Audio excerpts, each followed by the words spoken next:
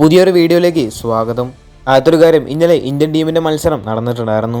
മലേഷ്യക്കെതിരെ നടന്ന മത്സരം 1-1 എന്ന സ്കോറിലാണ് അവസാനിച്ചത്. ഇന്ത്യൻ ടീം വഴങ്ങിയ ആ ഒരു ഗോളാവട്ടെ ഗോൾ കീപ്പറായിട്ടുള്ള ഗുർപ്രീതിന്റെ പിഴവിലൂടെയാണ്.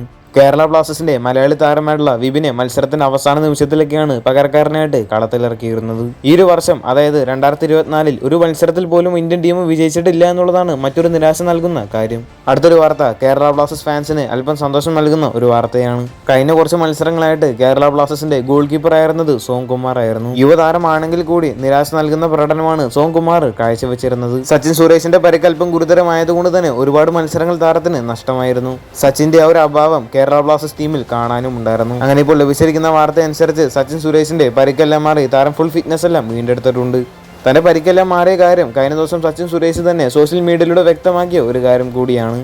ഇനി കേരള ബ്ലാസ്റ്റേഴ്സിന്റെ അടുത്ത മത്സരം ചെന്നൈയിൻ എഫ്സിക്കെതിരെയാണ്. ഒരുപക്ഷെ ഒരു മത്സരത്തിൽ മലയാളി ഗോൾ കീപ്പറായിട്ടുള്ള സച്ചിൻ സുരേഷ് അവൈലബിൾ ആയിരിക്കുമെന്നാണ് പ്രതീക്ഷിക്കുന്നത്. അടുത്തൊരു വാർത്ത കേരള ബ്ലാസ്റ്റേഴ്സിന്റെ ഹെഡ് കോച്ച് ആയിട്ടുള്ള മിഗാൽ സ്റ്റെഹ്റയുമായി ബന്ധപ്പെട്ട ഒരു അപ്ഡേറ്റ് ആണ്. സ്റ്റെഹ്റയുടെ കീഴിൽ ഈ ഒരു സീസണിൽ വളരെ മോശം പ്രകടനമാണ് കേരള ബ്ലാസ്റ്റേഴ്സ് കാഴ്ചവെച്ചുകൊണ്ടിരിക്കുന്നത്. ഈ ഒരു സീസണിലെ വീക്കസ്റ്റ് ടീമുകളിൽ ഒന്നായിട്ടുള്ള ഹൈദരാബാദിനെതിരെ പോലും കേരള ബ്ലാസ്റ്റേഴ്സ് കഴിഞ്ഞ മത്സരത്തിൽ പരാജയപ്പെട്ടിരുന്നു. മാത്രമല്ല മികച്ച ഫോമിൽ കളിച്ചുകൊണ്ടിരുന്ന പ്ലേയേഴ്സ് പോലും ഇപ്പോൾ ഫോം ഔട്ട് ആണ്. സ്റ്റെഹ്റയുടെ ടാക്ടിക്സ് ഒന്നും വർക്ക് ആവുന്നില്ല എന്നുള്ളതാണ് മറ്റൊരു കാര്യം.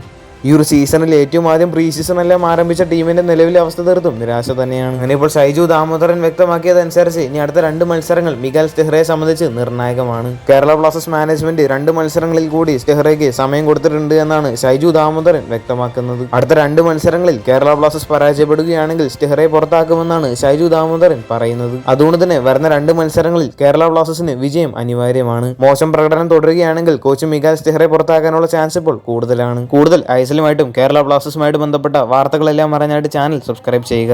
അടുത്തുള്ള bell icon all option enable ചെയ്യാൻ മറക്കരുത്. അടുത്തൊരു വീഡിയോ ആയിട്ട് നമുക്ക് വീണ്ടും കാണാം.